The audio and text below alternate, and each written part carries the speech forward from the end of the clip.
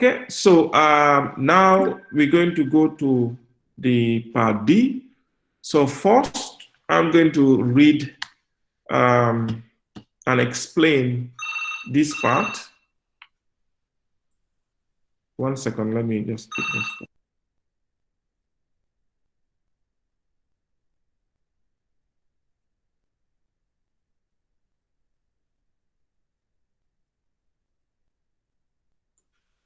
Okay, so we can go ahead. I'm going to read part D. Just give me 1 second.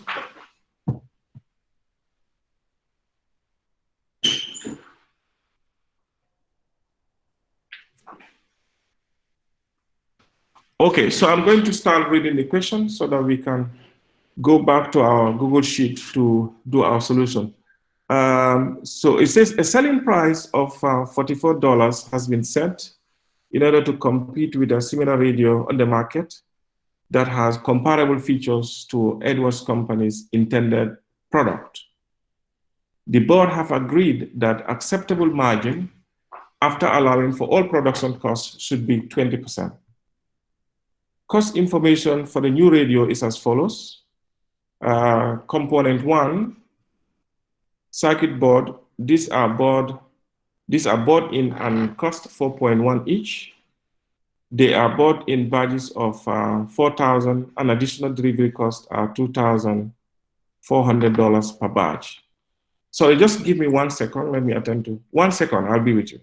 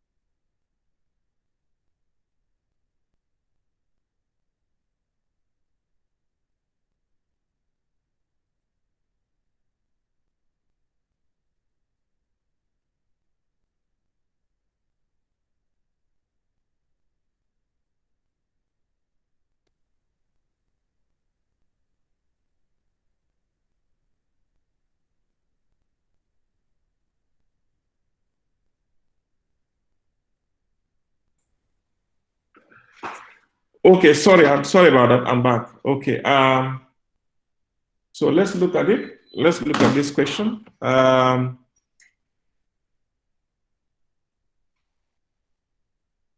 fact, you are not seeing, I've not projected it. Let me just project it. The B part. So I just read it, then I go back to our Google Sheet. Okay, are you with me, class?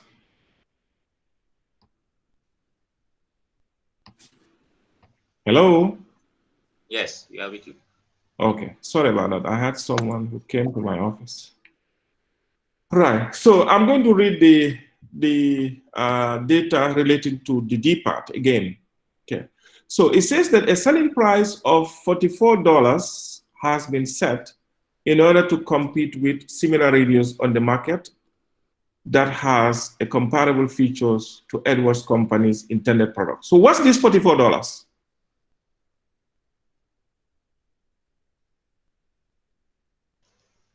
Sorry, Without Mr. reading you are not further, seeing it. what is this? It is the You are target not selling seeing price. it? Okay. Selling Now, price. You should be seeing it. The selling price. now, The orders, are you seeing it?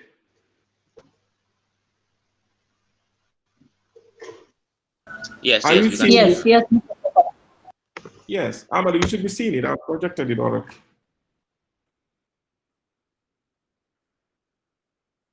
Hello? Okay, so what's this $44 they're talking about? What's this $44 they're talking about?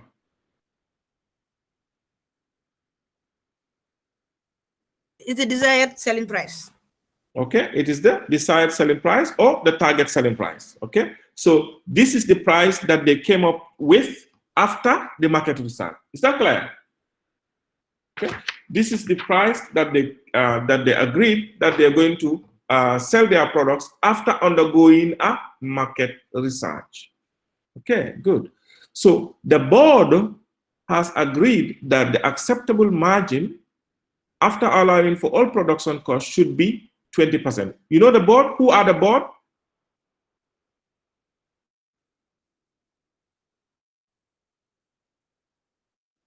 Who are the board? In other Board of words, they are the directors. trustees. The board of directors. Okay, and who are they?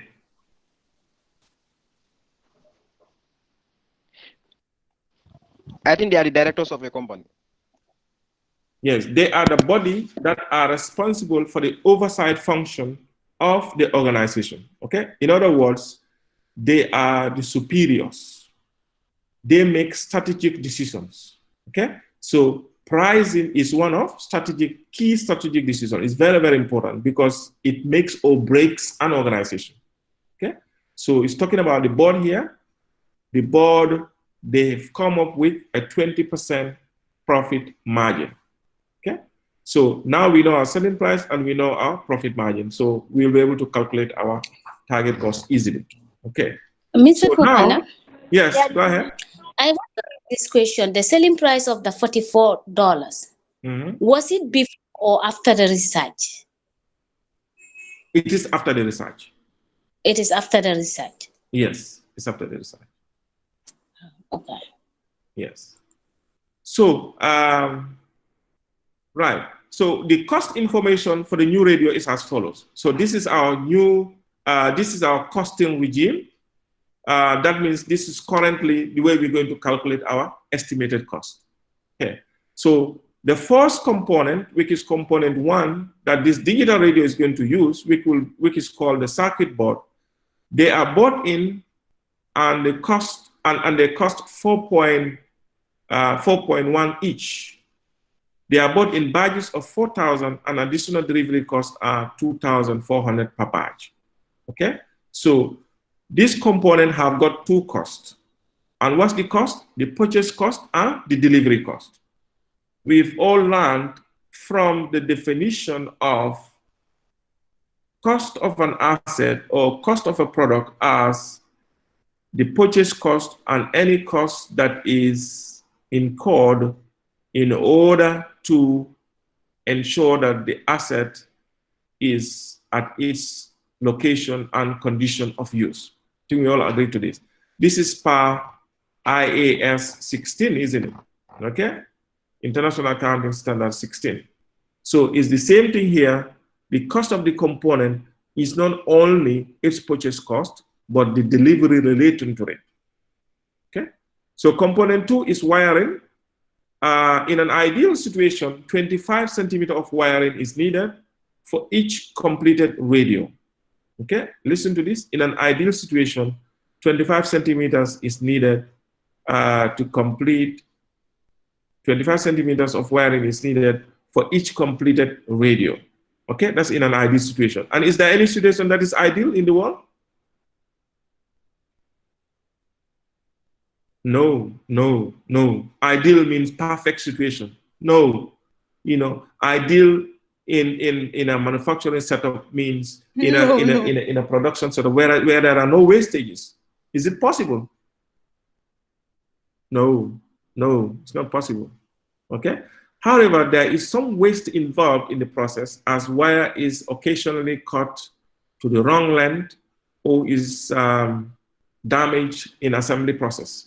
Edwards Company estimates that 2% of the purchased radio, of the purchased wire is lost in assembly process.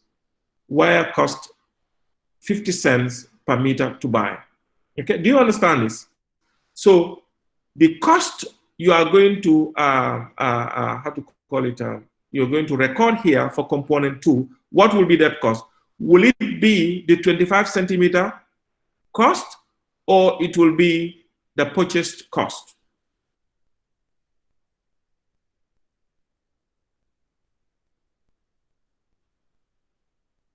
You know, the 25 centimeter can only be used in an ideal situation. And we agree that there is no situation that is ideal. So that means whatever we're going to charge as part of the cost of our component 2 will be more than 25,000, isn't it? Okay, and then that will be the purchased wire cost. This 25% will be grossed up with the 2%, because the 2% will be what will be waste. So 2% of the purchased amount, okay, 2% less the purchased amount will give you the 25 centimeter. Okay, so we're going to look at the workings for that. Okay, other materials will cost 8.10 per radio. Assembly labor, these are skilled labor who are difficult to recruit and retain. Edwards Company has more staff of this type than needed, but is prepared to carry this extra cost in return for the security it gives the business. It takes 30 minutes to assemble a radio, and the assembly workers are paid $12.60 per hour. It is estimated that 10% of the hours paid to the assembly workers is for idle time. Okay, we know what idle time is. What is idle time? Waste the time you waste.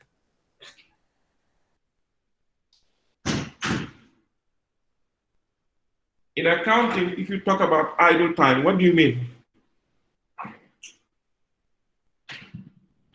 What do you mean when you talk about idle time in accounting?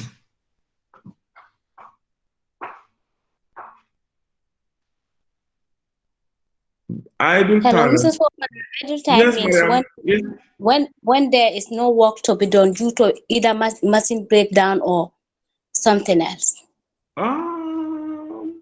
Okay, that may be part of it, but idle time is your Facebook time, your WhatsApp time, your gossip. Sometimes it's not, Mr. Fofa.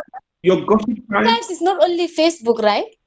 Sometimes you will have a machine breakdown, right? When you work and there is a problem with the machine and there's nothing that you can do.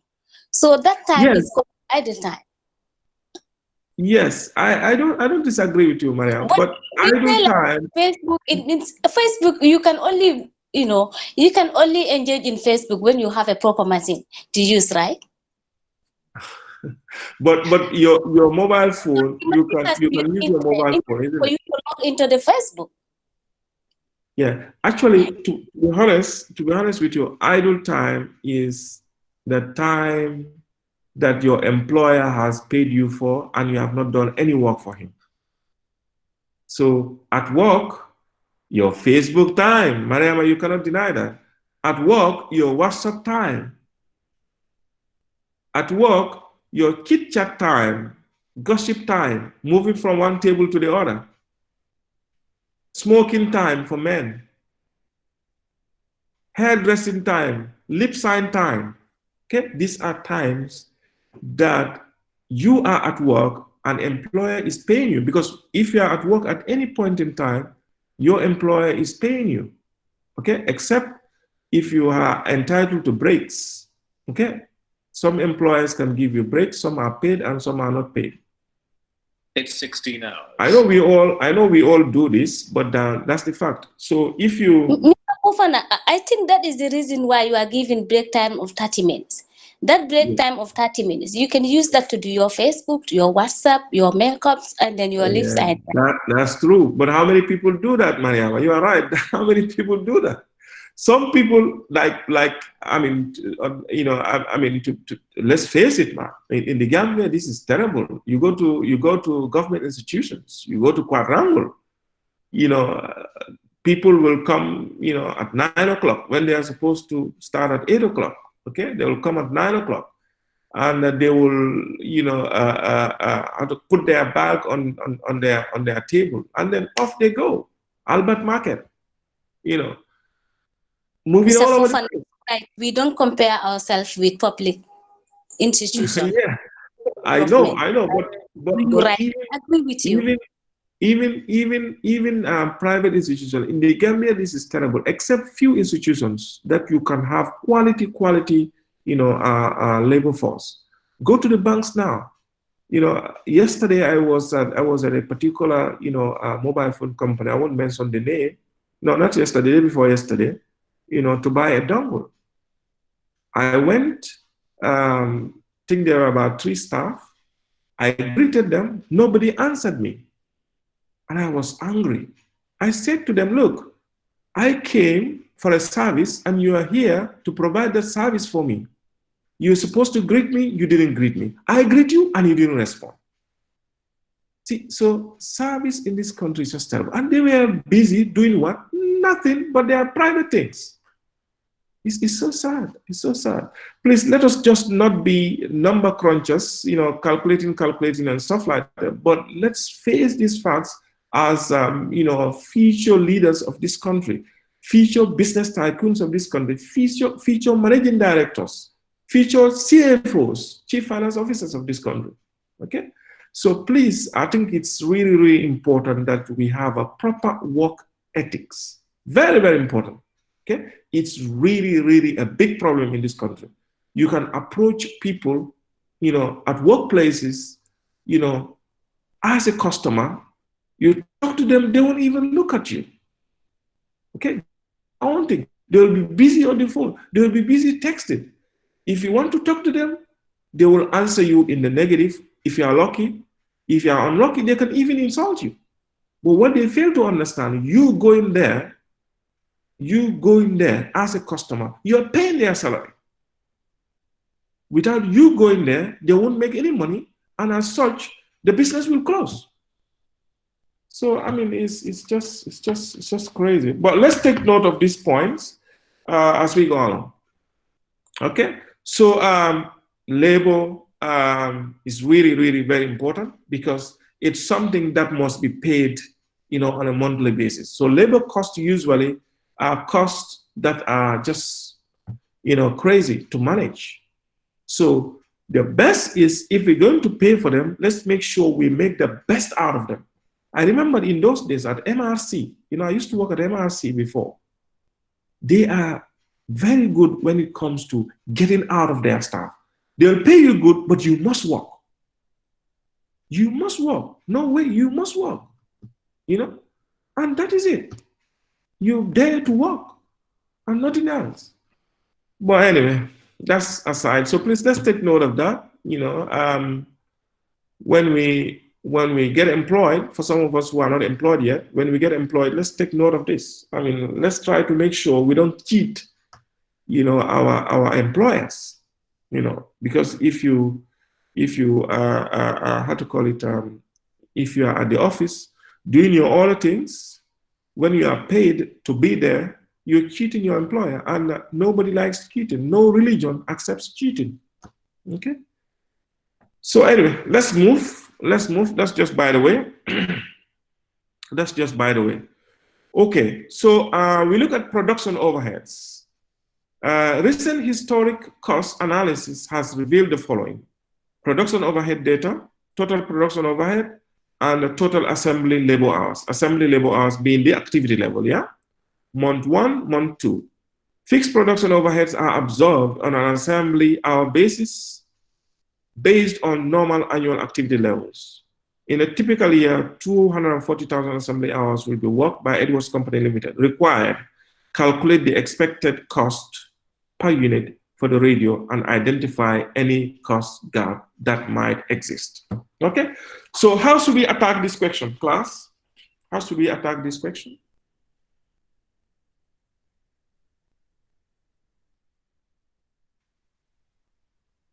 Are we together?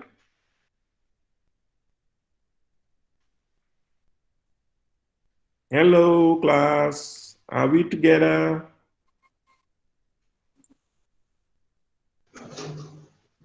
Okay, Yes. so Yes, yeah. we are what is the together, question Mr. Baba. asking for and how should we go about?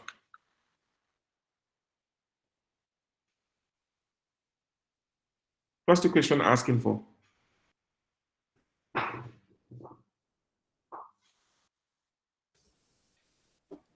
The cost per Okay, so unit for it's the asking radio. us to calculate the cost per unit for the radio and what else?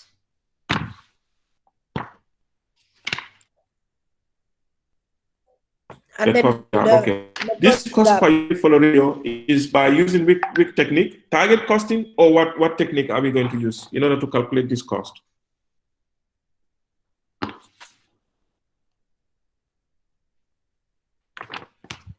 Which costing technique are we going to use in order to calculate the cost per unit?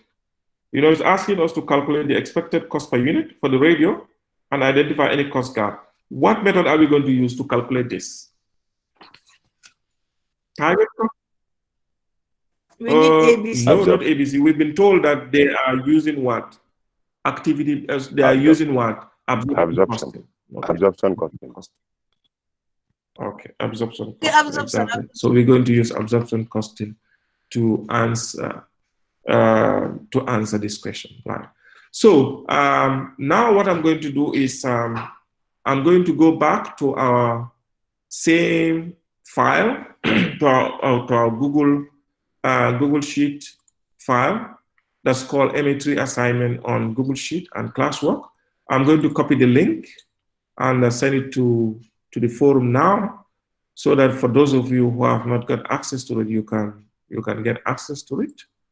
Okay, we're going to use the same file so that we have all our workings in one file. Okay, so right.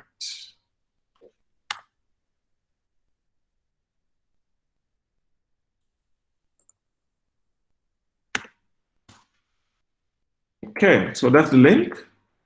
That's the link. Okay, so that's the link. Okay, so if you can get access to the link, you can go in and follow it. Or otherwise, you can follow me on the on the Meet. Alternatively, if you want to get the best out, open your own Excel sheet or your own Google Sheet and then try to answer the using there. So if you cannot do that also, the worst case scenario is take a pen and a book and then start answering, okay?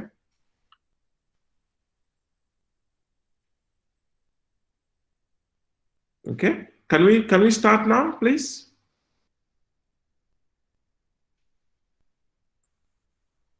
Class, can we start now?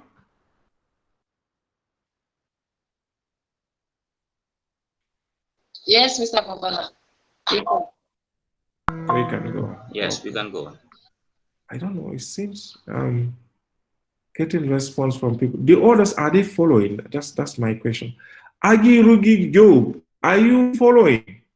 You want to take a test, just random sample of some of the people who are online, but we are not hearing from them. You cannot, your audio is not clear. Or I saw the yes, you're following. Okay, fine. Alaji Jobate? Yes, we are, Ibrahim. Yes, I'm following. Okay, Mr. please Fofana, participate we are in the class. following. Please participate in the class. It's really important. Hadi Cham?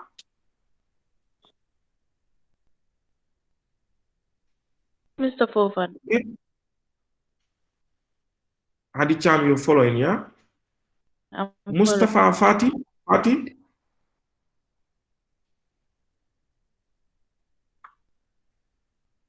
Mustafa? Are you with us?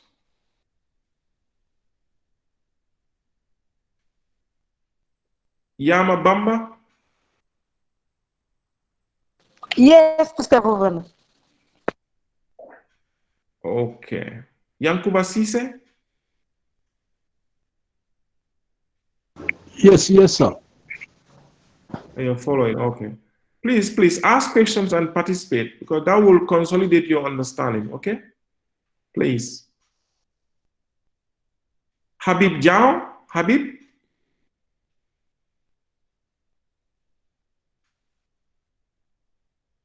Is Habib with us? Aissatou Kanyi? Bless Baji? Bless?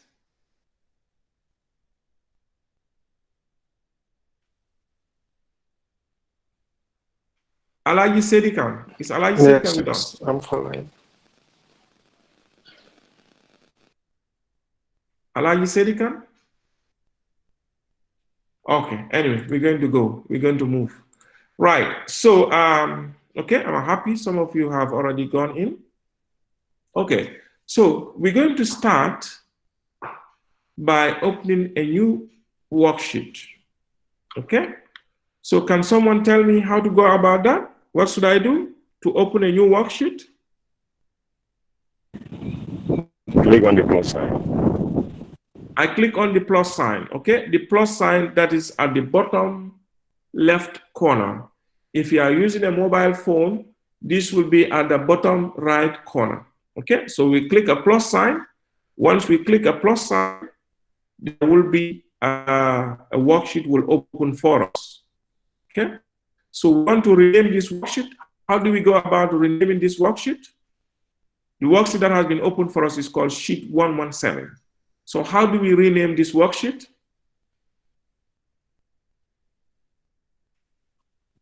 Yeah, put the cursor on the worksheet itself where it indicates on the bottom worksheet.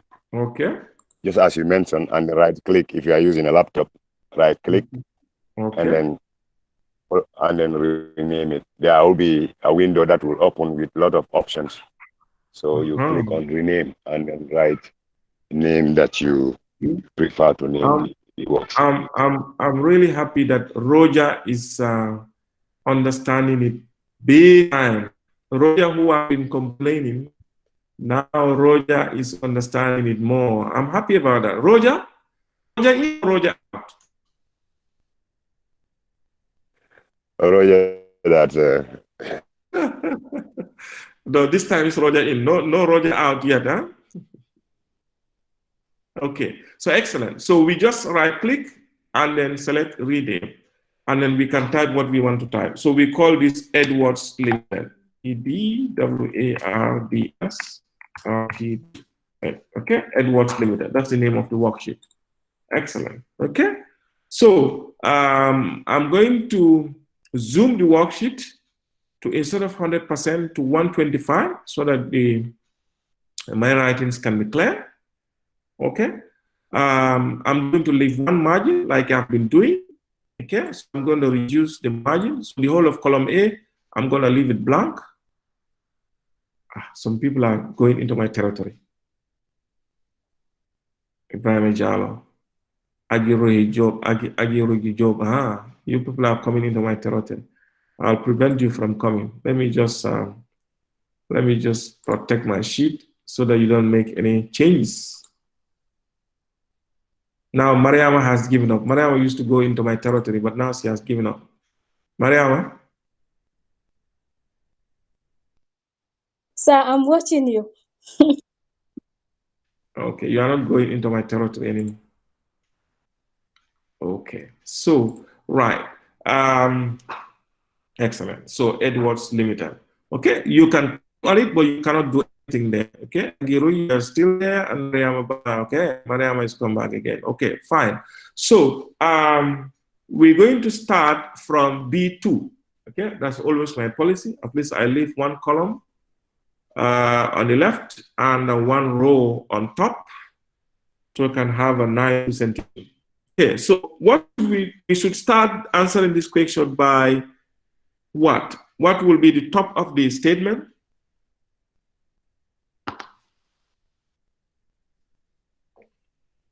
The name of the organization, isn't it? You know, before the unit cost statement comes, the name of the organization. Edward Company Limited. Unit cost statement. Okay. Then the next will be the title of the statement we are producing. Okay. And the title is Unit Cost Statement. So it's both. So we're going to use the unit cost statement and the cost gap calculation. So we're going to use the unit cost and then cost gap. So we say unit cost statement and cost gap calculation. Okay, so on the column H, we're going to look at the functions that we're going to,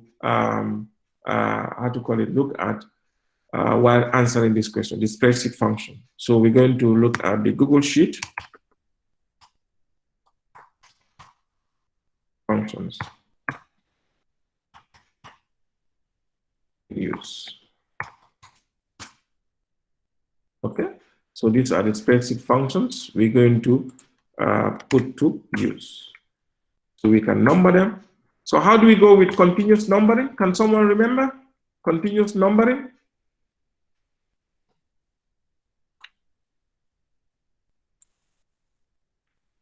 Continuous numbering, how do we do it? Hello, Mr. Fofana. Yes, Maria. Highlight You it can and use it drag it down. one and then drag it. We can use what? A small comma on top. Okay, good. And then drag it. Okay, so we can do a small comma before one, which Yes. is a single inverted comma, and we enter, and then we can use that. We can drag it. But this is correct. But I have said something about it the last time. What's the disadvantage of this method? The disadvantage? Yes. As a text.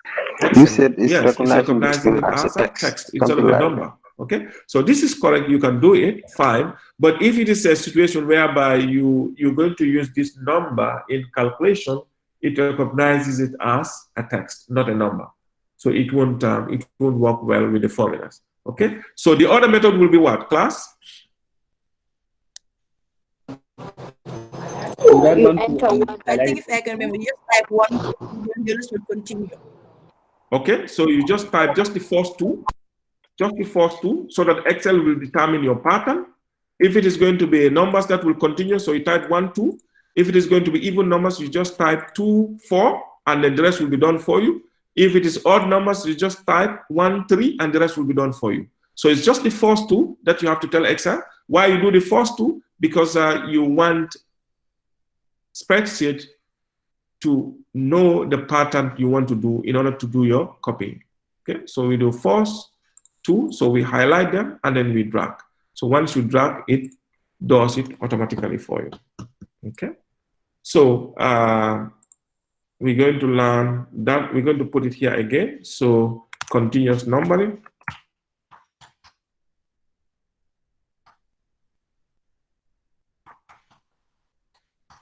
Continuous numbering.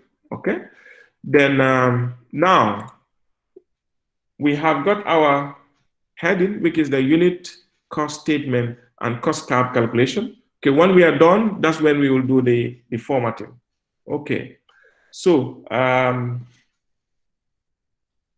we will have first column, we can expand it a bit.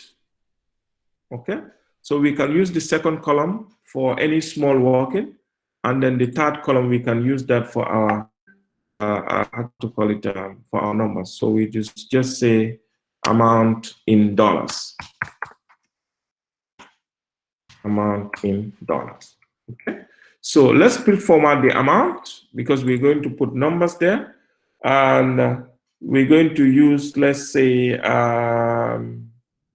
2 decimal place. Numbers will be expressed in 2 decimal place. Okay. So we go to format, number. Then we use financial. I told you this is my preference. Okay, and then we can go to how to call it, alignment to the right. Okay, alignment to the right. By default, in accounting, all numbers are aligned to the right, and the text are aligned to the left.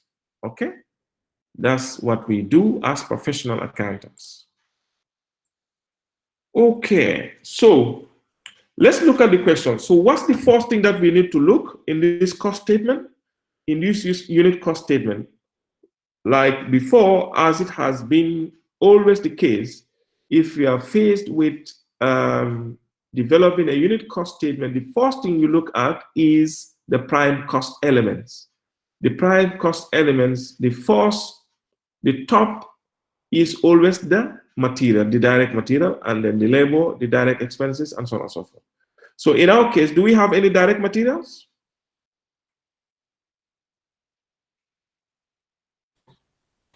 No, we have components. And what are components? Hey, what are components?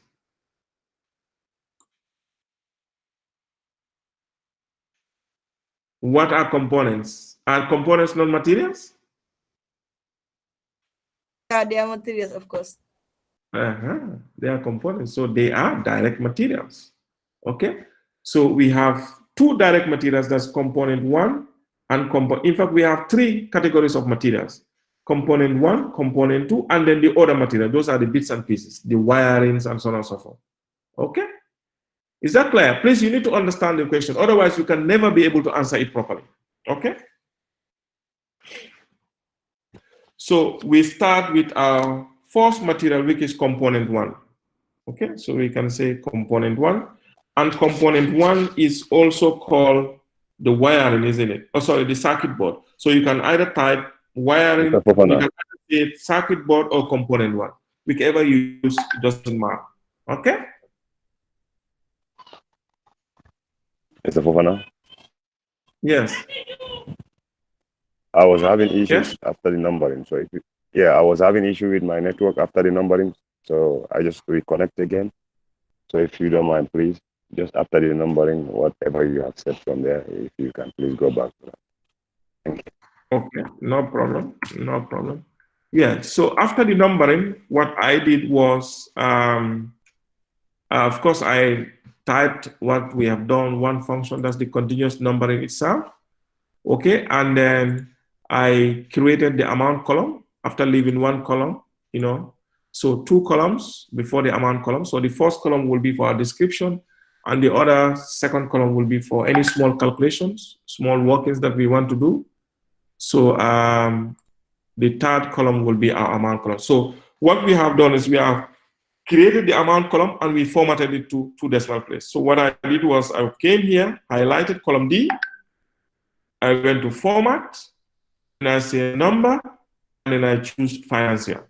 That will give me a number formatting with a 1000 separator in 2 decimal place, and then negative numbers will be in bracket. So this is the best method we use as accountants to sort our numbers. Okay, so that's why it has got a number formatting called financial. Okay, is that clear, Ahmad? That's all we have done. Can we move? Yes, sir. Okay. Good. So, right. What next? So, like I said, the first material that we're going to look at is the component one. Okay. Component one.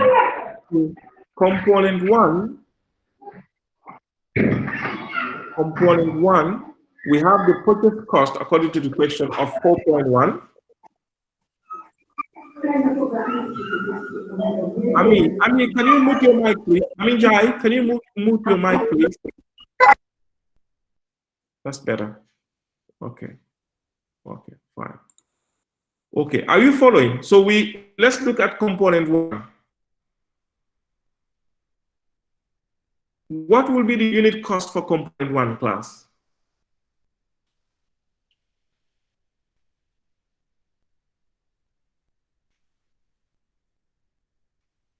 Hello? Hello? So what is your question? Sorry. The unit we are looking at component one. Are you seeing my screen, by the way? Are you seeing my screen? Yes, we are seeing it. Okay. Yes. So we are. Hello. We've started answering the question. So what I'm saying is the first part is the component one. The unit cost of component one. What's the unit cost of component one? How can we calculate it? Mr. Fofana? Now? We divide the cost, that is the 2,400 per batch. Okay. We divide it by 4,000 batches. That is the unit cost. That will be the unit then, cost, okay? Yeah. And then when we do that, we add it to the to the original cost. That is the 4.10. Okay. That is it's not called the original, but the purchase cost. The purchase cost. Yes. Exactly. So it's the same concept. It's just like when you live in Tabokoto, for example, and then you go to Serekunda. Let's say you buy some bags of onions or bags of potatoes or whatever. Let's say you bought them for cumulatively for $1,000, and you hire a taxi to take you to Tabokoto. The taxi man maybe charge you $200. What's the cost of you buying the onions or the potatoes? What's the cost? 1,000 or the 1,200?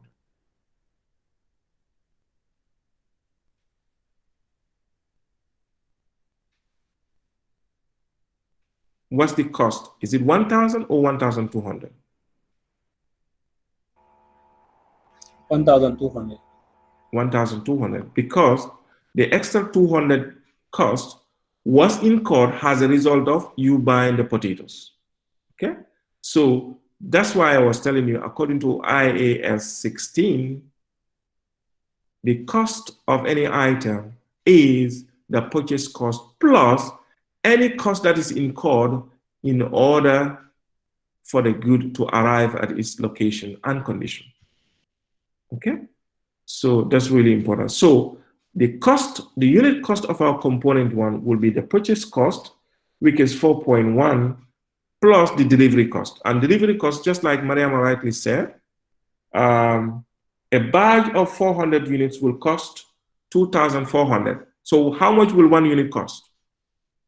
How much will one unit cost? One unit will definitely cost 0.6. 2,400 divided by 4,000. Okay.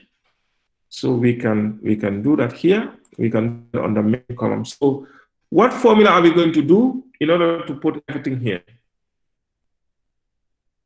We say equals. Lead me, please.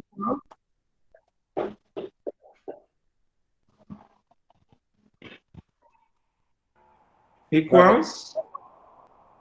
Equals in bracket open. Bracket open? No, we can do without a bracket for now. Equals, depending on what you want to say. 2,400. Okay, let's start with the purchase cost. Let's add the purchase cost to the delivery. Okay, 4.1 is the purchase cost. Yes, okay. plus. Bracket opens now. Yes. Because we are dealing with board masses. 2,400. 2,400. 2,400. Divided by 4,000. Divided by 4,000. When we close the bracket, we enter. Yeah. Is this clear? So that's the formula here in the formula bar. This area is what you call the formula bar. So that's the formula here. So if I highlight on it, you can see the formula here. Or if I change the view to show formulas only, then you will see formulas here. Can you see? Then I'll go back and change the view to only result. Can we move? Is this clear? Yes, sir. Okay, so we go to the second component, which is component 2.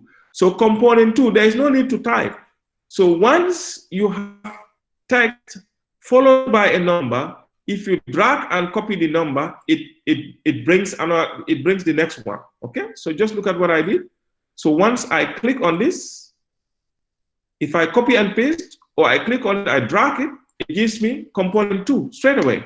So if I drag it, it will give me 3, 4 like that. Can you see?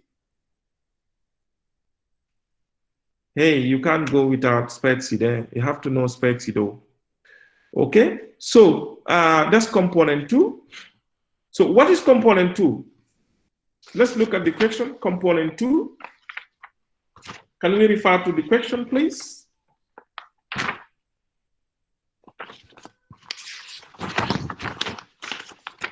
It says that component 2 is wiring.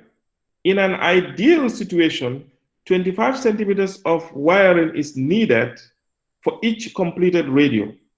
However, there is some waste involved in the process as wire is occasionally cut to the wrong length or is damaged in the assembly process.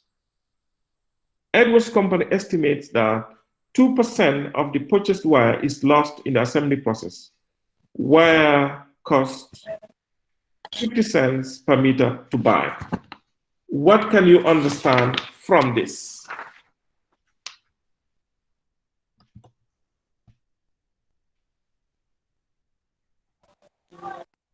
Mr. Fofana, before we get into that, why don't we go to the function there and then what we have done so far? That is the plus and then the division sign. Okay, so the addition. And the Google Sheet functions that is on the right corner. Okay, yes, the addition, additions and the multiplication.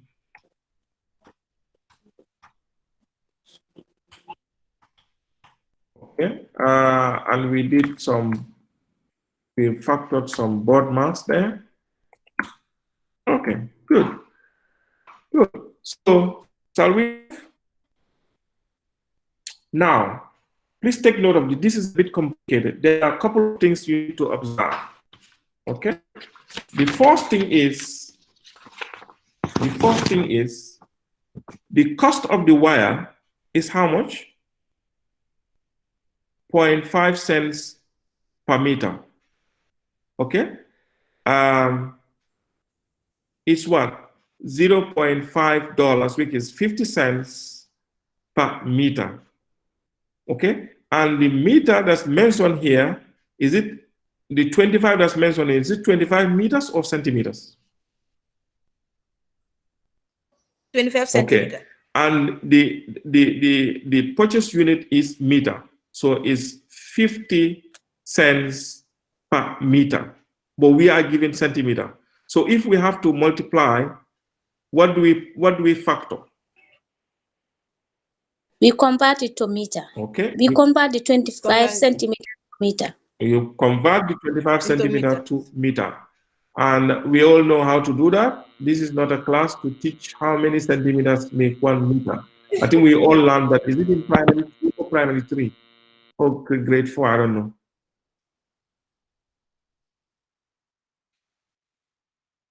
60 seconds make 1 minute, 60 minutes make 1 hour, 24 hours make 1 day, 7 days make 1 week, 52 weeks make 1 year, 365 days. You know, I like that. I think we all sang it, didn't we? Yes, we did. Those songs are really important. You see, we are making use of them here in our accounting, in answering our accounting question at a degree level. This is what I think grade 2 or grade 3, if I can remember well, during our days. Okay, we used to sing them. We thought they are just for fun, but they're really important, isn't it? You remember those songs?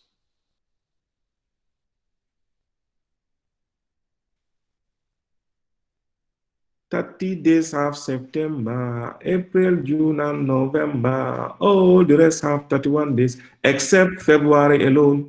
Week has 21 days clear, but week has 21 days clear. Week has 28 days clear, and 29 in each leap year." Yes, we all sang them, didn't we? Okay, let's move. I think we can remember them. Right, so if we have to turn the 25 centimeter to meter, we have to divide it by 100. Okay, so that's one aspect. The other aspect is the 25 centimeter is not what each component is going to use, but it's going to be more than that because it's assuming there is an ideal situation. And we are told that there is 2% waste.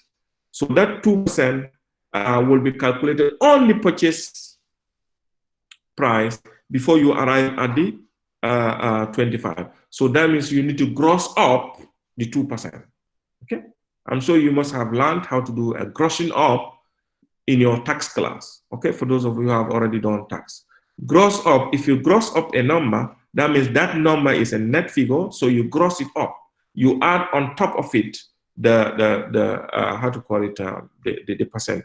So it's just like in a situation whereby you say X is equals to 2% on X plus 2%. It's the same situation by like grossing up. So when you're crossing it up, you usually deduct the percentage from 100%, okay? And then whatever you have will be divided by 100. For example, 2% minus 100% will be 98%. So to gross it up, whatever number you have, multiply by 100 over 98. That's the way to gross up, okay?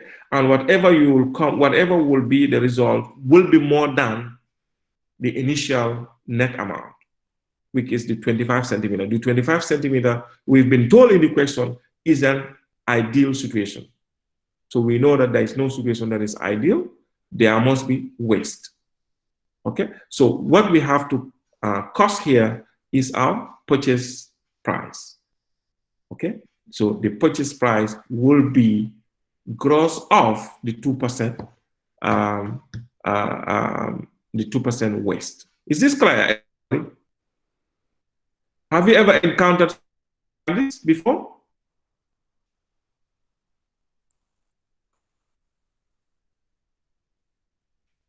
Hello?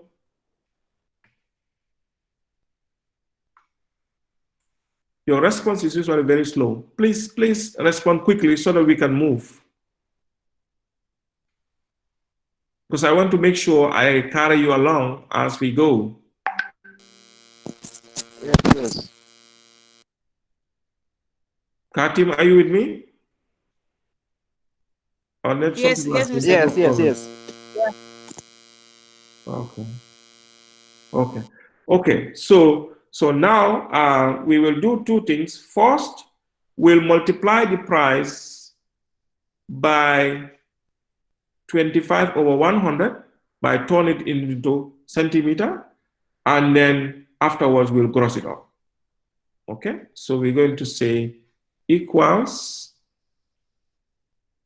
0.5. 0.5 is the cost, isn't it, per component, okay, multiplied by 25 over 100, so that we can change the 25 to the 25 centimeter to meters. So we put it in brackets, 25, okay, divided by 100.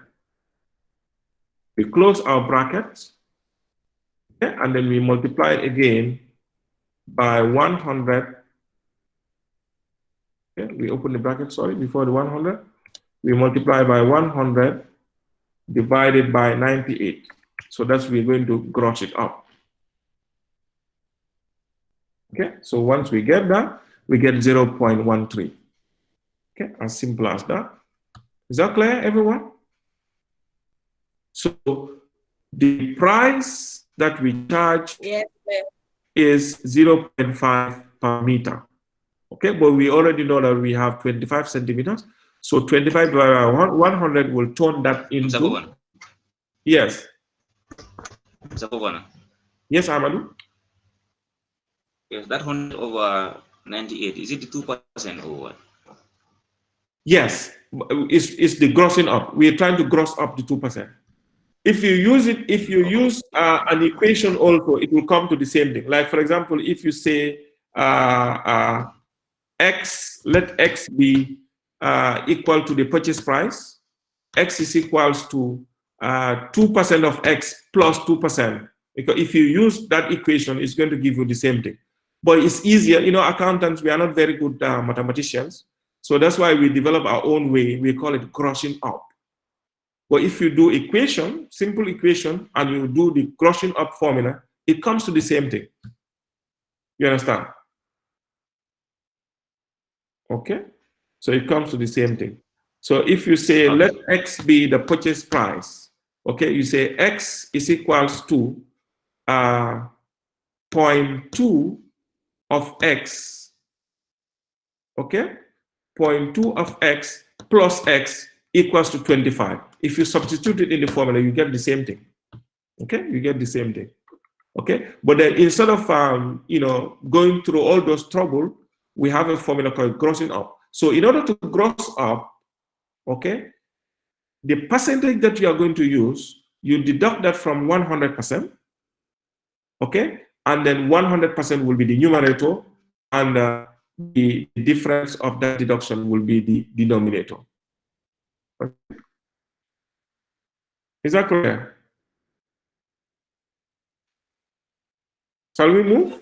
So what if if you take the 2% directly from the 100 and say 92 over 98? Would that not give you the same thing? No, here? it will give you the same thing.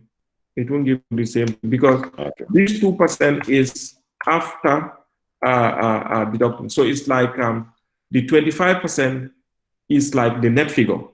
Okay, so the 2% is like after 2% have been deducted, gave you 25%. So in order to get the effect of the 2%, you need to add the 2% on top of it. That's what we call grossing up. You understand? So if you use a simple equation which explains it better, you'll come to the same answer. Okay? You understood it, Amadou, now? Yes. Yes, sir. Yes, I do. Okay. Okay. Fine. Okay. So let's move. So the next one, the next material is what? The other material, isn't it? Other. Yes. Other material. Other materials. Okay. Other materials. Okay.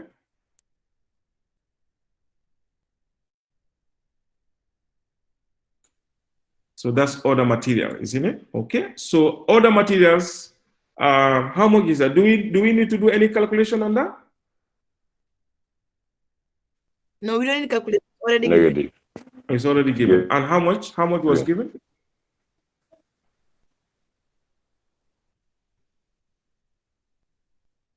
$8.1. 8.10. Correct. Okay. So now we can move to the next level, which is the assembly level. Okay, the assembly level. But just give me 5 minutes. Let me see this guy. Just 5 minutes. 5 minutes break. You can stretch your muscles for 5 minutes. We come back in 5 minutes.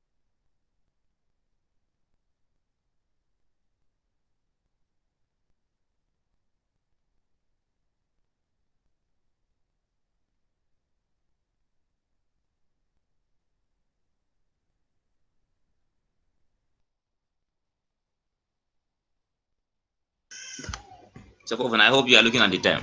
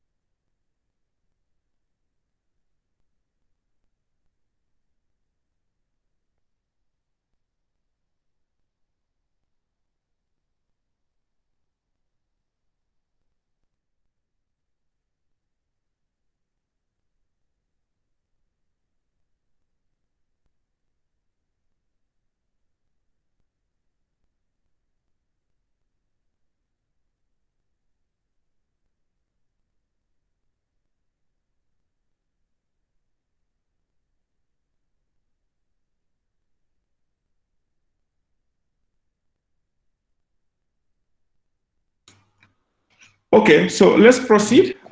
Let's proceed, please. All right. So we've got the order material 8.1. The next one on the question is, let's look at the next on the question. What's the next on the question? Assembly level, isn't it? Okay, assembly level, isn't it? assembly labor is very similar to the way we treated component 2. Okay, so it says these are skilled people who are difficult to recruit and retain. Edwards Company has more staff of this type than needed, but is prepared to carry.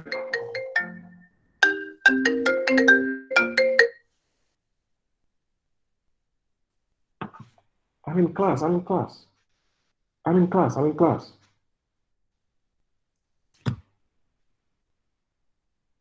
Okay. Sorry about that. Let's proceed. Okay, so we're looking at assembly labor, isn't it? Class, are we following? Yes. Okay. So it says that these are skilled people who are difficult to recruit and retain. Edwards Company has more staff of this type than needed, but is prepared to carry this extra cost in return for the security it gives to the business.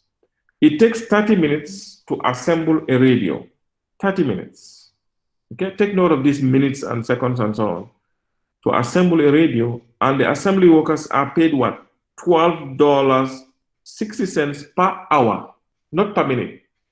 Okay, so the same thing, we convert the minutes to hours. Okay, it is estimated that 10% of hours paid in assembly workers is for idle labor. So the same thing here, this 30 minutes that's going to use to assemble one, that's net of this 10%. So the same situation here, we're going to gross up the 10%. So it's very similar to the way we treated component 2. Okay, so who can give me the formula to write under this?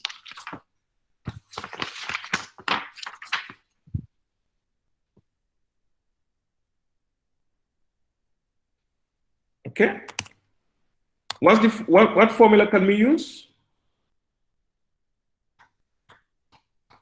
Equal, we can use like equal sign. Okay, assembly labor. So we say equals, You can use 12.60, which is the cost. 12.6.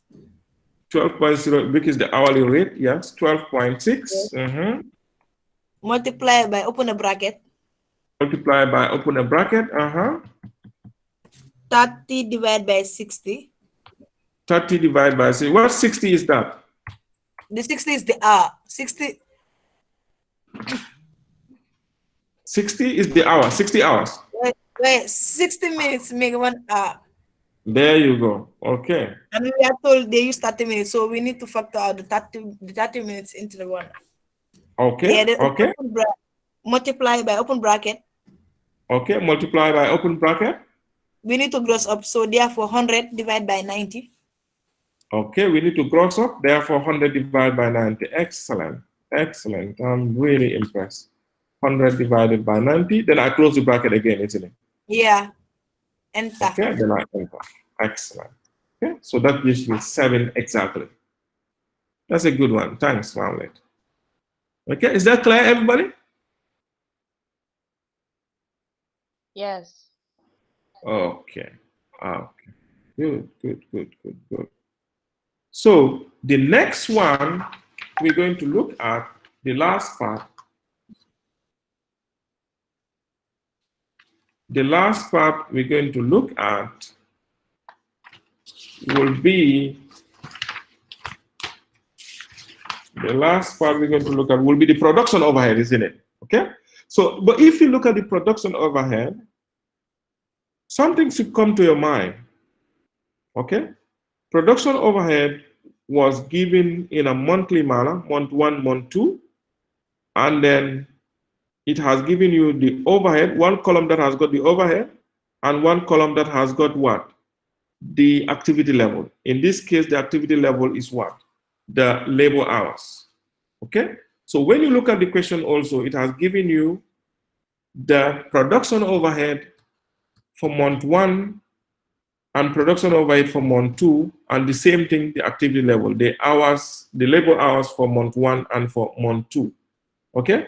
And in addition to that, it says fixed production overhead are absorbed on an hourly basis based on the normal annual activity level In a typical year, 240 assembly hours will be worked by Edwards Company Limited. So if you see a table like this that shows some production overheads with various months or maybe at least 2 months, okay? And the table also contains some activity levels, something should come to your mind. And that is, these costs that we are talking about are semi-variable. Okay, that means they are part fixed and they are part variable. So if you are faced with that scenario, what you should do is you should try to separate the fixed element from its variable element. In order to do that, there are some mathematical functions that we use in practice. One is by use of scattered diagrams. The second is by use of extrapolation. And then the third is by use of high-low method. Okay? High-low method. High-low method is the easiest among them. I gave you the handout on high-low method. So if you can check it on your Google Classroom and then also on the WhatsApp. So read about it. It's very, very simple. What the high-low method does is it looks at the highest production activity, for example, the highest production units, or in this case, the highest labor hours, with each corresponding fixed overhead, and it also looks at the lowest activity level, in this case, lowest labor hours, with each corresponding fixed overhead. So what it does is it finds the difference between the two, the difference between the highest and the lowest fixed overhead and the difference between the highest and the lowest activity level, in this case, labor hours, and then it divides the difference. It divides the difference of each. Okay, so that's the way the high-low method works. So by using that, you will arrive at your variable cost per unit, and then in order to reach your fixed cost, you substitute that variable cost per unit in any of the activity level, in either the highest or the lowest activity level. Okay, so that's the way the high-low method works. Okay, so we're going to see how it works. So I'll come down here to row 15. I'll just say walking. I'll just say walking. Then I'll come down. I'll say walking 1. I just say separating. Like Mr. Fufana. Yes.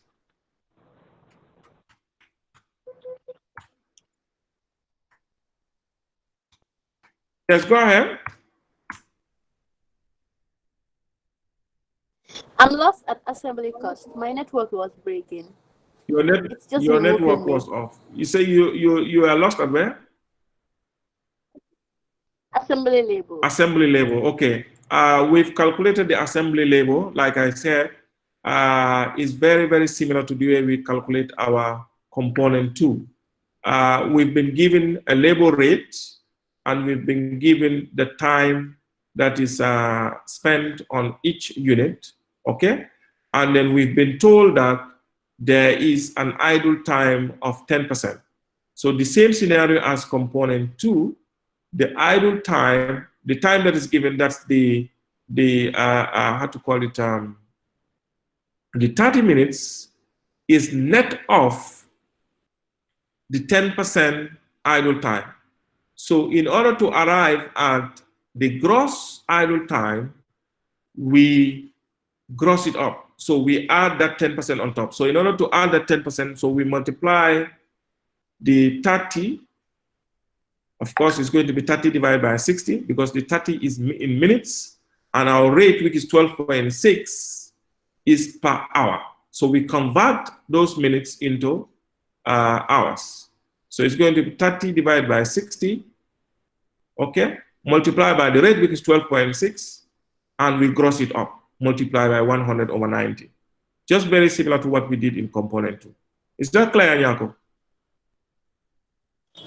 Yes, thank Okay, you. excellent. So now we're going to look at the fixed production overhead. Like I said, the fixed production overheads has got 2 months. 1 month has got the highest activity level and the other one has the lowest activity level. You may be faced with a scenario whereby you can be given, let's say, 12 months or 24 months or 7 months, you know? So it can range from 2 months or 2 periods up to infinity. So if you are given more than 2 months, always look for the highest activity and the lowest activity and their corresponding fixed overheads. Okay, so you deduct the difference between you take the difference between the two numbers and you divide them by each other. Okay, that's what exactly we're coming to do. That's what you call a high-low method. Okay, so we say separating semi-variable costs using high-low method. Okay, using high-low method. This is exactly what we're coming to do. Okay, as I'm working. Are we together? Okay, are we together? Yes. Yes. Okay. Yes. So I have a we question. will say extra overhead. Sorry, I have a Yes, question. yes, go ahead. Yes, how do you determine it is semi-variable cost? How do you determine that? How do I determine that it's a semi-variable cost? In an exam question or in any question you're given, Exactly. if they have given you fixed costs for more than 2 periods, know that straight away this is a semi-variable cost. You need to use high-low method in order to break the semi-variable cost into its variable component and its fixed component. So how do you know it? The way you know it is when you are given a table that has got 2 or more periods with 2 or more fixed overheads. That's the clue. Okay? That's the clue, Amari. Is that understood?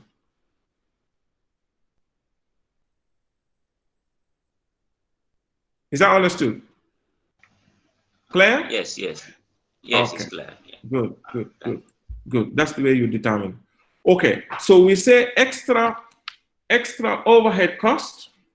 Okay, extra overhead cost between month 1 and 2. We know we have 2 months, month 1 and 2. Okay, between month 1 and 2. Okay, so the overheads that we have, there are 2, isn't it? The first one is for month 1, which is 620,000, and the second one is for month 2, which is 700,000. Naturally, 700,000 for month 2 is the highest, but you don't determine the highest or the lowest with the fixed overhead, but you determine it with the activity level. The activity level in this case is the labor hours.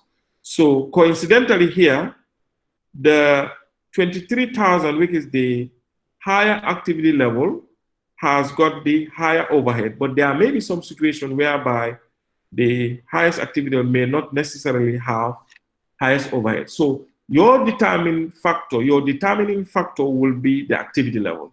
You look for the highest activity level and the lowest activity level, then you take their corresponding overhead. Is this clear? Okay, so the difference between the overheads in month 1 and 2 will be what?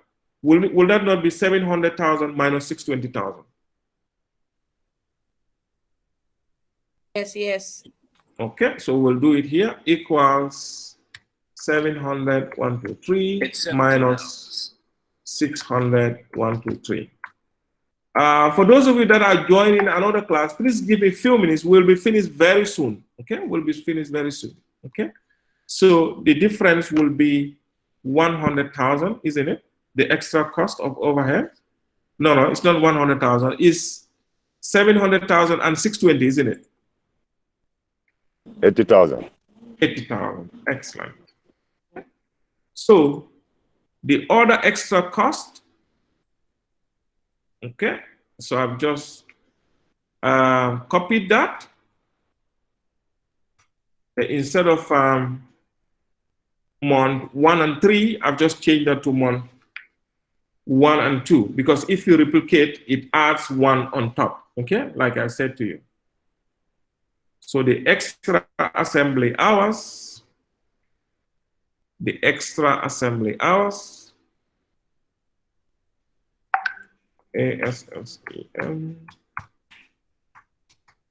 Okay. So the extra assembly hours between month 1 and 2.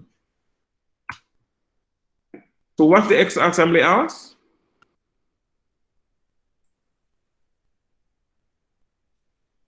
It's 23,000 minus 19,000, isn't it? So it's equal 23 minus 19,000. That gives you 4,000, isn't it? Okay, are we together? Now, by using our high-low method, our variable cost per unit, I just abbreviated VC, our variable cost per unit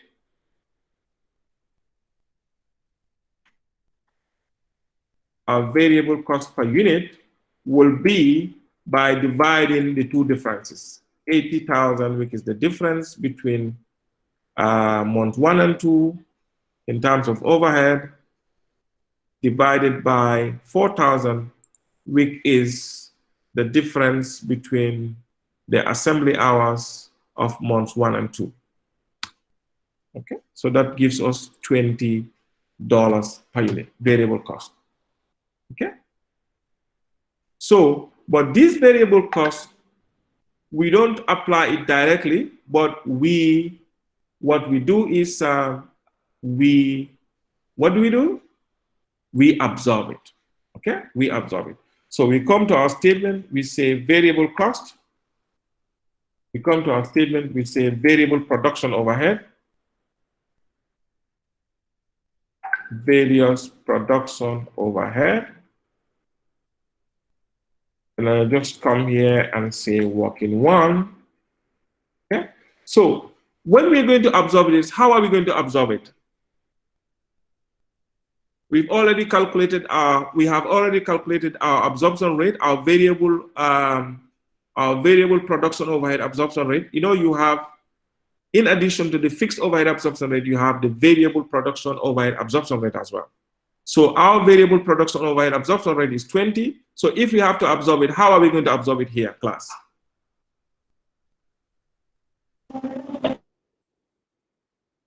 How are we going to absorb it?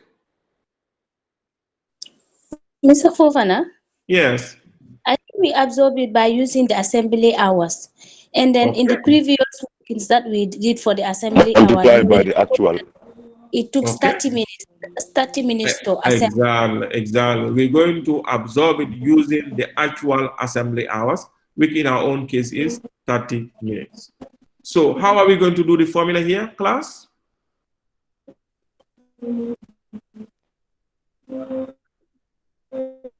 Equals sign. Equals, Go to D19. That's the variable cost per unit. Okay, so we click D19. Yeah, now you multiply by 30 divided by 60 minutes. Bracket opens.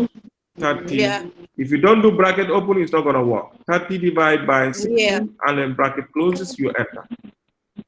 So that gives you 10. BODMAS is very, very, very important in mathematics, and just the same way in spreadsheets as well. Okay, so now our working is not completed. What we need to do now is let's calculate our fixed production overhead.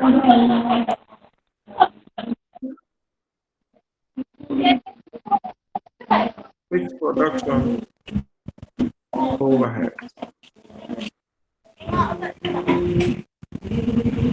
Amadou, can you mute your mic, please?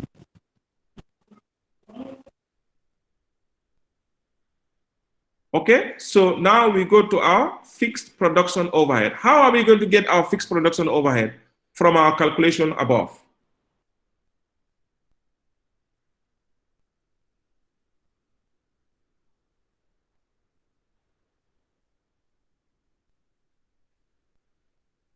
Okay, in order to arrive at our fixed production overhead, what we do is we look at any of the cost structure, either month 1 or month 2. Okay, month 1 we got a total. Sorry, month 2 we got a total fixed overhead of 700,000, isn't it? Okay, that 700,000 is the total fixed overhead, and that has got variable element and it has got a fixed element. The 700,000 for month 1 and the 620,000. Sorry, let me look at them again. The 620,000 total production overhead consists of both the variable production overhead and the fixed production overhead. The same thing applies to the 700,000. So what we have calculated in our workings above is our variable production overheads per unit, which is 20. So in order to arrive at our fixed production overhead, we can substitute that variable, the unit variable production overhead in any of the above, either month 1 or month 2. Because what we know is the total fixed overhead of 620 or 700 equals to its variable component plus the fixed component. Okay, so we can say 700,000 is equals to, okay, 20 times 23,000. Okay, 700,000 is equals to 20 times 23,000 plus X. X is the fixed element. So in order to arrive at X, what we do is we say 700,000 minus our unit variable cost multiplied by the total units. So if you do it with the month 2, 23,000, it's going to give you the same answer when you do it on month 1. Is this clear? Okay, so let's do it. So we'll come and calculate our fixed production overheads here. So we'll say, can someone give me the formula, please, to do this?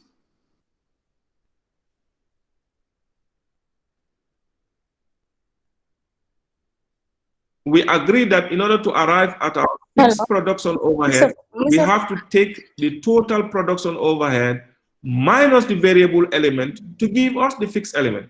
So in order to arrive at the variable element, it is the unit variable multiplied by that unit to give you the total variable. And you deduct that from the total fixed production overhead. So can someone give me the formula for that, please? So you say equals to 700,000. 700,000 minus 700,000 minus bracket open 23,000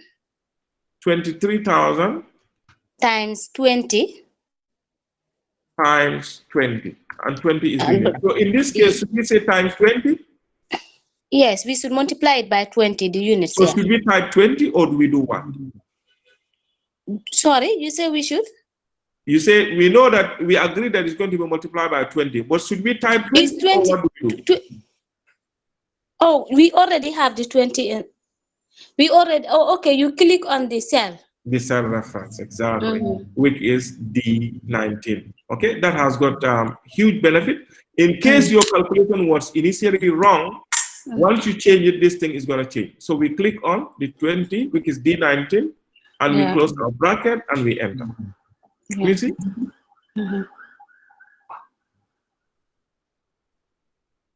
Okay, can you see?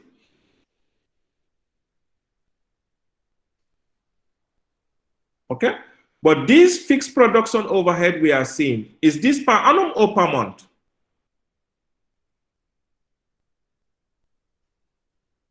Is it per annum or per month? Per annum, I think it's per month. No, it's per month because we got it from monthly figures. From month 1 and month 2. We try to average month 1 and month 2. The resulting figure can only be per month. It cannot be per annum. Yeah, it's per month. It's per month, exactly. So if we want to get the fixed overhead per annum, how should we calculate that?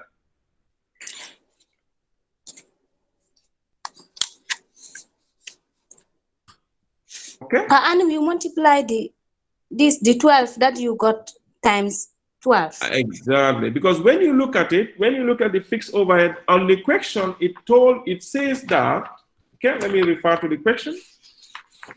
It says that fixed production overheads are absorbed on an assembly hour basis, okay, based on normal annual activity levels.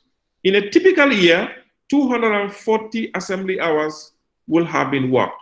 So in order to arrive at our FOAR, we've learned many times that we consider the total fixed overhead divided by the total activity level. Our total activity level has been given as 240,000 hours per annum. So the total fixed overhead we should use in order to arrive at our FOAR has to be per annum. Or if you don't do per annum, this 240,000 hours you have, you can express it per month.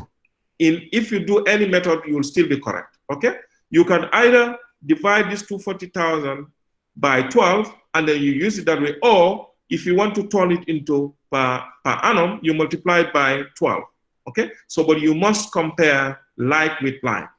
You must compare per annum with per annum, not per month with per annum. Okay, is that clear? So in order to arrive at our fixed production overhead per annum, so we take this 240,000, we say multiplied by 12. Okay, so that gives us 2,880,000. Is this clear so far?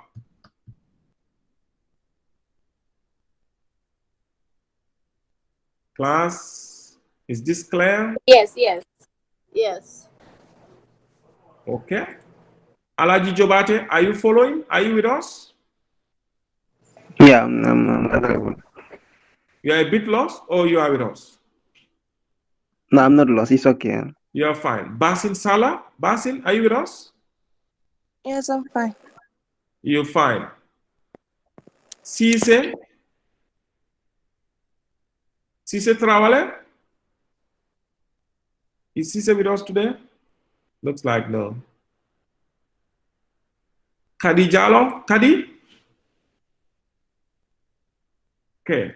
Right. Don't worry. We'll soon. Sleeping. Okay. We'll soon finish. Okay. We'll soon finish. So now let's calculate our FOAR. FOAR. So what's our FOAR? Can someone give me the formula that we need to put to calculate our FOAR?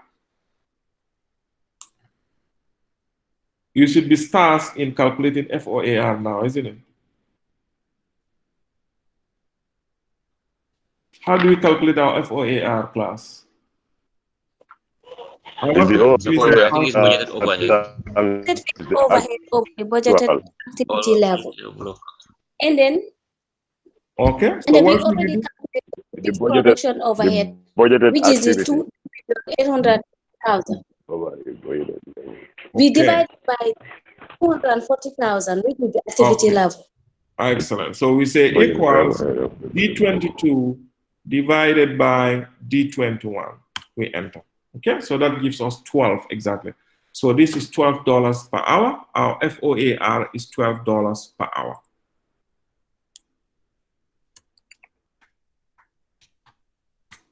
Okay, so our FOAR is $12 per hour. So when we come to our statement, what do? I'll just copy this.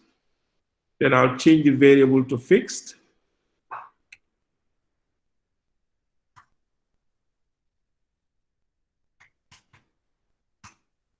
Okay, then I'll use the same working one. It's not gonna be working two, same working one. Okay, so when we come to our statement, what should we do?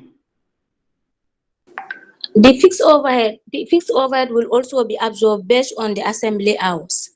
Okay. So what we do is the 30 minutes divided by 60 times the 12 hours. There you go. Excellent, excellent, excellent. So we're going to absorb the fixed overhead here. How do we absorb it? We absorb it by multiplying our FOAR with our actual activity level. And actual activity level is no different from the one we got for the variable production overhead, which is 30 minutes. So we say equals, we highlight our FOAR. There is no need to type, it is already on the statement. So we use this. We say multiplied by bracket opens, 30 divided by 60, bracket closes, and we enter 6. Okay?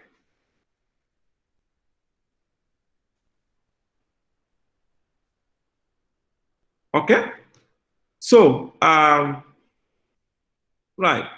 So I think we are ready with our cost statement, isn't it? We are ready with our cost statement. We are ready with our cost statement. So now, what we're going to do is we're going to calculate our total unit cost, isn't it? Our total unit cost. So we say total cost, because we already said unit cost statement over there. So we say total cost. So what formula should we put here?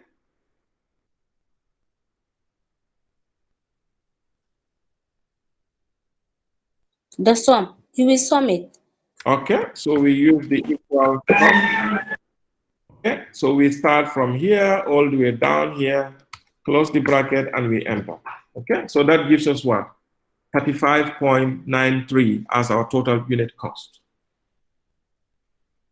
Okay, so now quickly let's calculate our target cost, and we find our cost gap.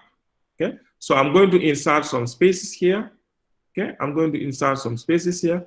Let's say about 5 spaces. Mr. Fofana, please, Mr. Fofana, can I stop you for a minute? Yes, okay, go ahead, the FOR. Roger in. Right.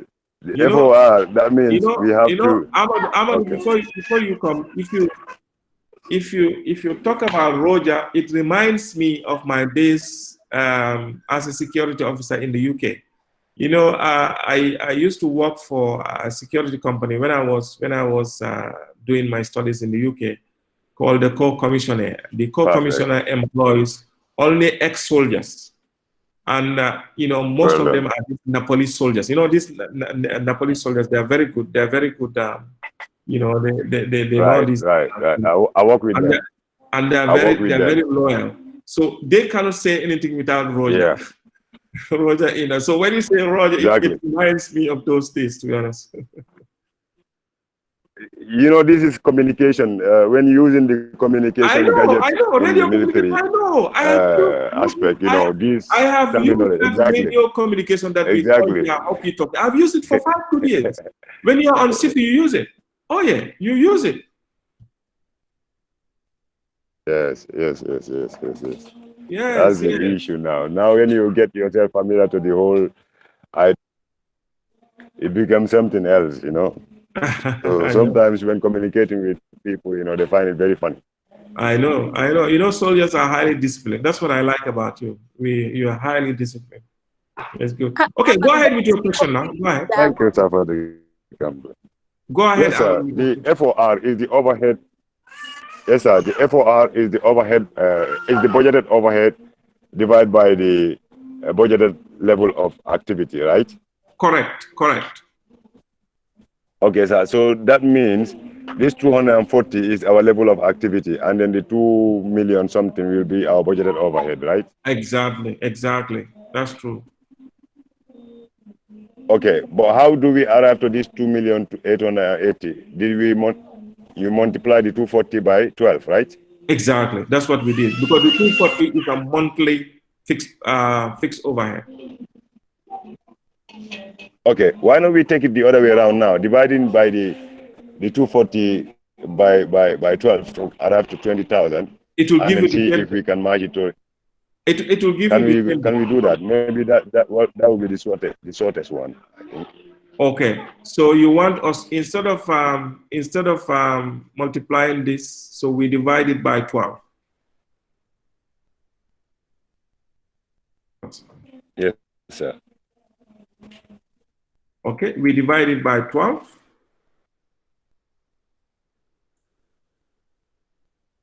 No, which one are we doing? No, it's not this that we are dividing. Okay, this one will leave as it is. It's this one that will divide by 12, isn't it?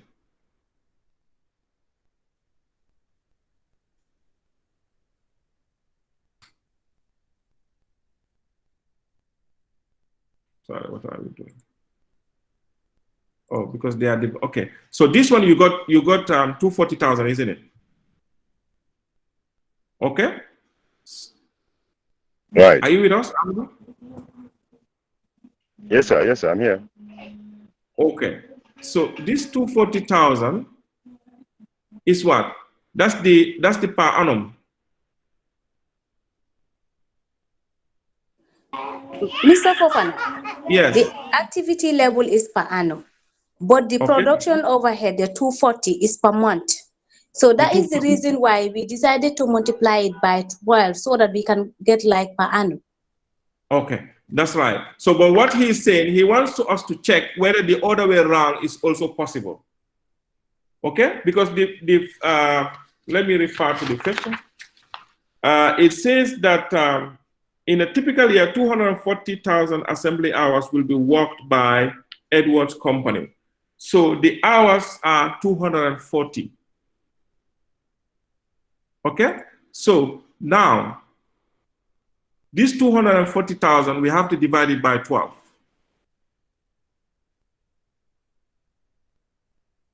So let's do it here. 240, 1, 2, 3, divide by 12. Okay, that gives us 20,000.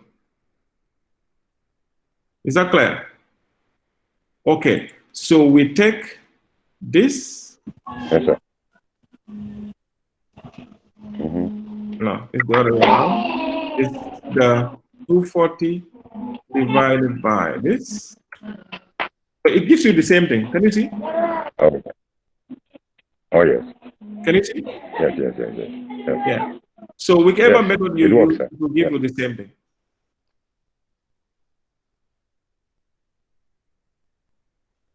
Okay, so we multiply this, what do I do? Multiply it by 12. And then we will get, Ahmad, are you happy? Sorry, what am I doing? Yes, sir. Yes, sir. Okay. Yes, sir. Okay, so it's this one multiplied by 12.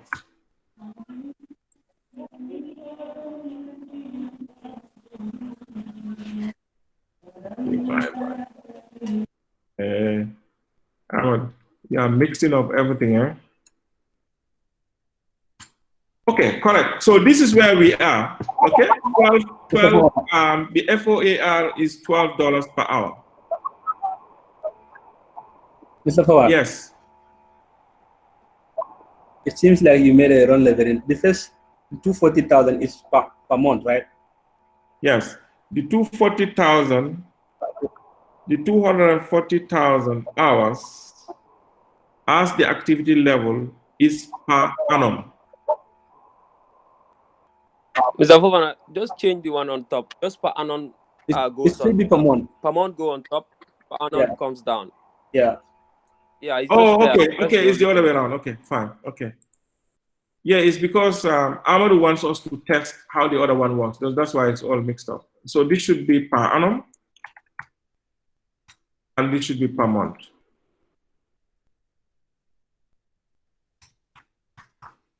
Okay, is that clear?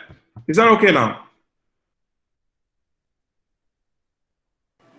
Yeah, it's okay. Okay, good. Yeah. Okay, so we've already calculated our total cost, total unit cost as 35.93. So we're going to calculate our target cost, and then we find our cost gap. So like I said, let's insert 5 spaces here, 5 rows here from 13. So we click on 13. We click on 13. We highlight up to 5, 1, 2, 3, 4, 5. Okay. Then we say insert. We can right click and say insert 5 above or 5 below. Okay, we want it 5 below. 5 means 5 rows below. Okay, so that has given us this. Well, is that what we want? No, we want 5 above. So it says insert 5 rows above. Okay, so Google Sheet is flexible. Unlike Excel, Excel will only be able to insert it above. Well, for Google Sheet, you have the flexibility of either inserting it above or below. Okay, so now we have our total cost. Let's calculate our target cost. So our target cost,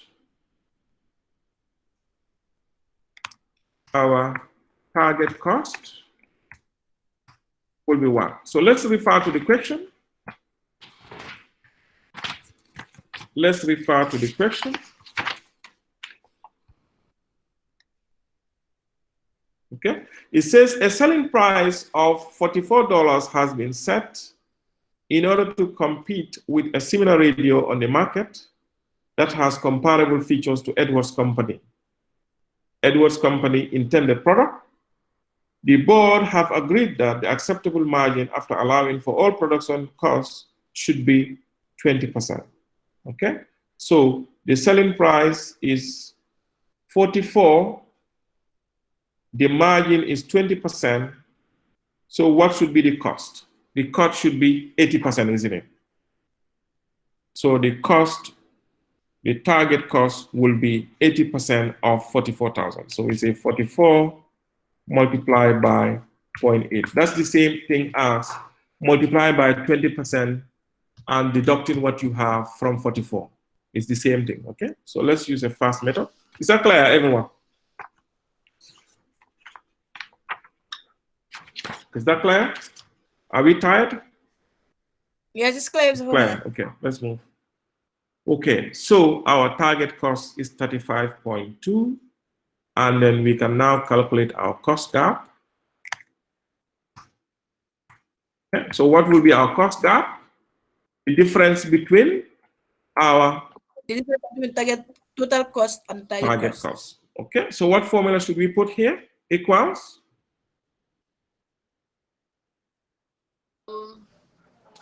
Equals to total cost, that is D12. Equals to the total cost. D12 minus D14. D14. Excellent. Good. And that's 0.73. Okay. So because it's correlated time and stuff like that, I'm not going to give you much assignment. But what I'm going to ask you to do is I want you to attempt this question again on your own Google Sheet that you shared with me on the first assignment. Okay? So reproduce this. Sorry. Yes. What I'm saying is your assignment is not going to be a difficult one, but it's going to be to practice this question that we have done on your own. Okay? So try and do it on your own Google Sheet that you have shared with me. You remember you shared a Google Sheet with me? Yeah. Yeah, no, the Google Sheet that you shared with me. You remember that? The assignment I gave you, I asked you to do it on individual work, individual files, which you shared with me. So don't share any new file with me. Go and open that file. That file will sit on your Google Drive. Okay? To find that file is going to be very, very easy. How to you find just go to your Google Drive. I'll show you how to do that. The file that you shared with me. So you go and open it. After opening it, create a new worksheet and then do all this work like we have done and then do the formatting. You see, we have not done the formatting of the heading and so on. So do the formatting of the heading and then try to include in, how to call it, boxes or grid lines or whatever you call it, borders, okay, to beautify it. I hope I'm clear. I'm going to type this assignment, on the WhatsApp and stuff like that once I get settled. But for now, just for you to understand, your assignment is to reproduce this Edwards Company Limited, okay, by going through it on your own, and you do it on your Google Sheet file. So open a new worksheet on that file and then do this work. You don't have to do any sharing. Once you do it, it's going to be, I will automatically get it. Is that clear? So to go to that, the file that you have done, please listen to this because we haven't got time. We cannot keep doing this class on and on. People need to go and do some other things. It's quality time. So please listen to me once more. To go back to that file that you have already shared with me, okay? Go to your email, your UTG email.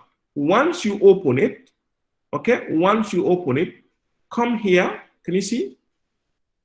Oh no, you're not, that's not being projected. Okay, so I need to project it. So I stop this. 1 second. So I will just connect this one. Okay, I have 35 people with me now. Right, so I will connect my email. Okay, can you see my email? Can you see it? Yes, we're seeing it. Okay, so in order to go back to your file that you shared with me, first go to your email. That's your UTG email account. For some of you who have not got your UTG email account, go to your personal Gmail account that you use to share with me. Okay, so when you open it, come to the top right corner where you have these Google Apps, the 9 dots, click on it. Okay, once you click on it, select your drive. Okay, if you click on it, the drive will come. Let me connect the drive. If you click on it, the drive will come. I'll show you the drive in a minute.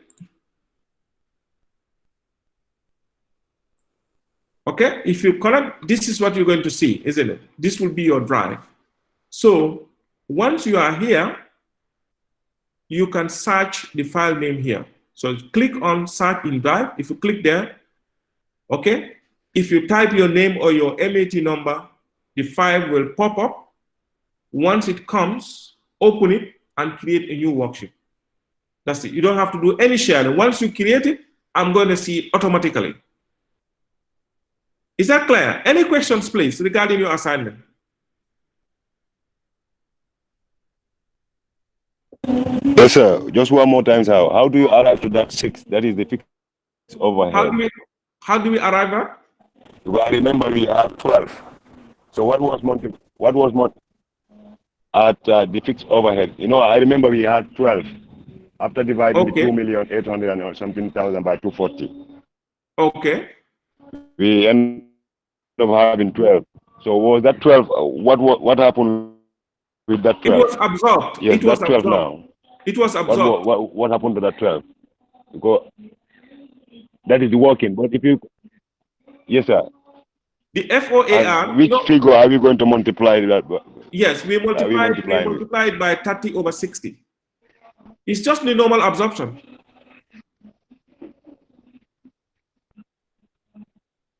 Hello, Amadou. Are you getting me?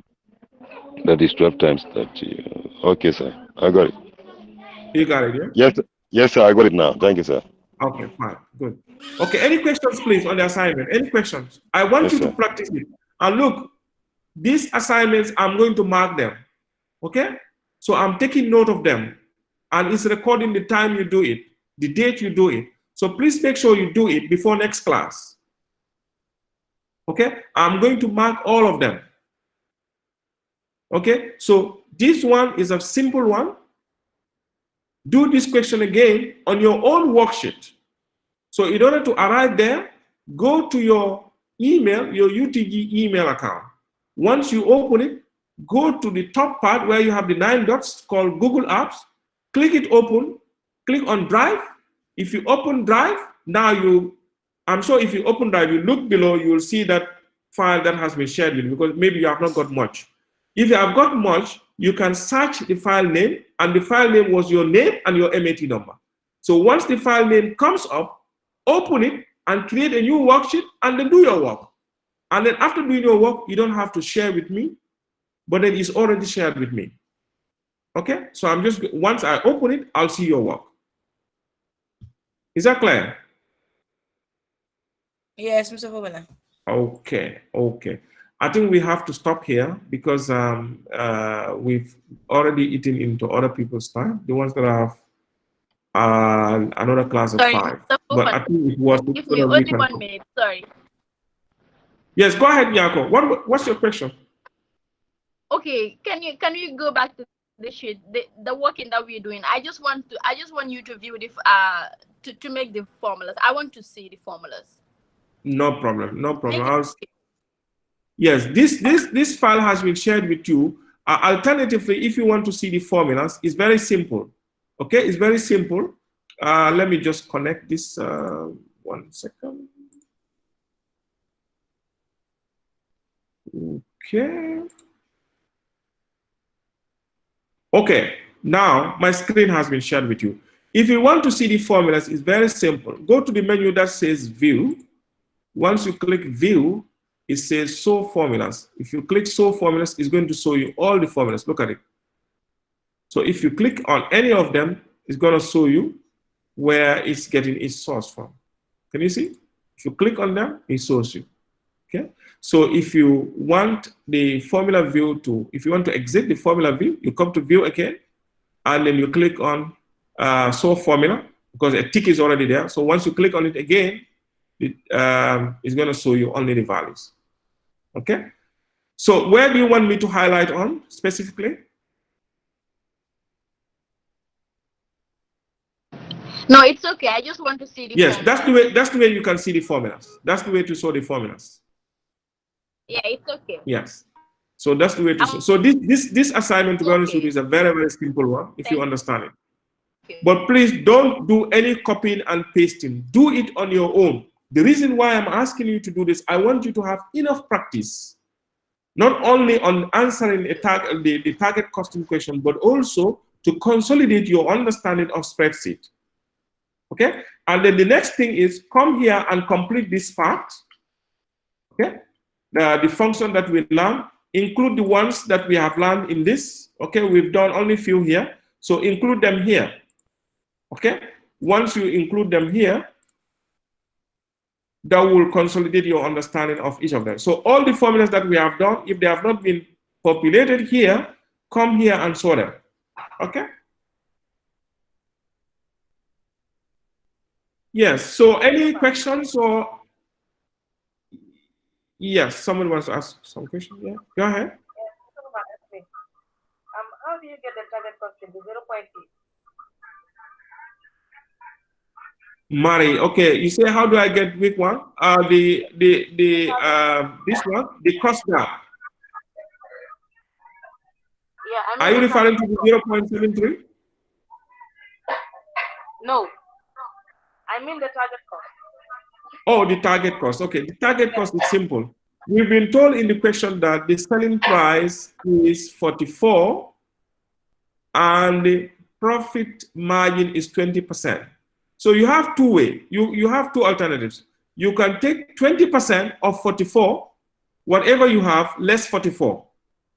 Okay, but if you say 20% is equals to the profit, what about the cost? The cost is the remaining, which is 80%. The selling price has got two components. The selling price has got what? The cost and the profit. So if the selling price is 20%, the target cost or the remaining cost will be 80%. So you can take 80% multiplied by 44 straight. That gives you 35.20. It's the same thing as if you take 44 multiplied by 20%, whatever you have, less 44. Same. But as accountants, we need to learn fast ways of doing, things.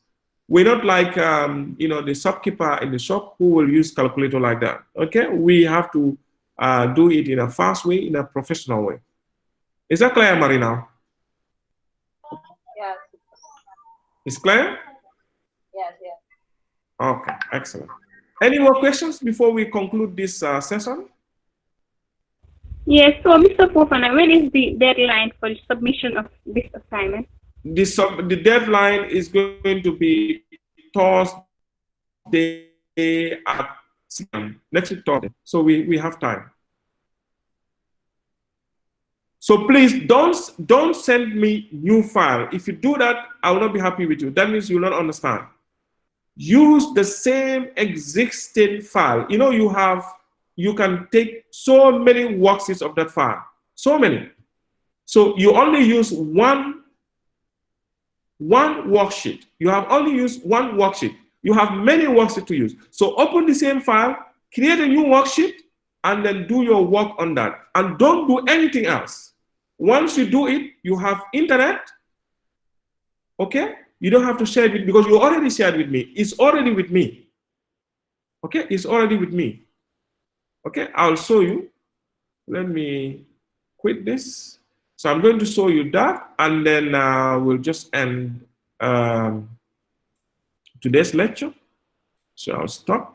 Then I will just present my drive.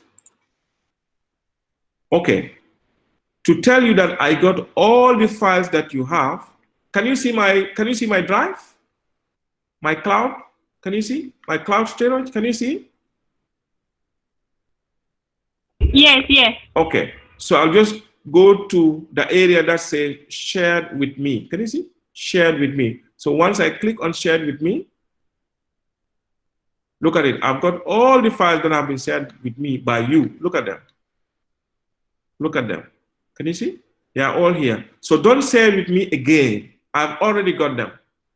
Look at them. I already got all of them.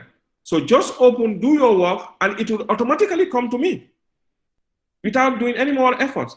Once you do it whilst internet is on, if you have internet and I have internet, same thing. In fact, if you open it, whilst I'm online, I open it, I'll be seeing you doing it, just like you're seeing me doing it. Okay? So Google Sheet, I told you, we fondly call it See Me, I See You. So on that note, I think we will end today's class. How do you see the class? Interesting and educative. Okay, interesting. But today we have less people joining. I don't know. So far we only got 22. Okay. No, they left. You know, maybe others have another class. You know, the class was supposed to end by 5. By 5, yes. You took the class up to.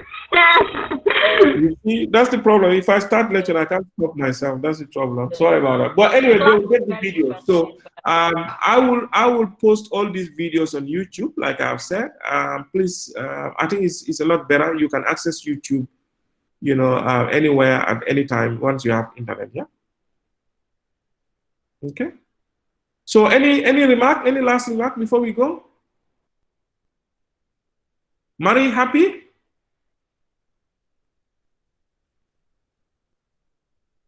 Mari? Mr. Fofana, Yes, Basim? Can you please grant me access so to view this spreadsheet? Okay, yeah. What you'll do is on the WhatsApp group, just send me your UTG email. I'll grant you access. Okay. Okay, then. Thank you. Okay. So on this note, thank you for attending today's class. Even though it's a rush hour towards Tobaski, and thanks for having me. Have a peaceful Korite. Have a peaceful Eid. May Allah accept our fast. May our sins be forgiven. Inshallah. Thank you so much. Have a very wonderful Eid prayers. Thank you, Mr. Fofana. Thank you.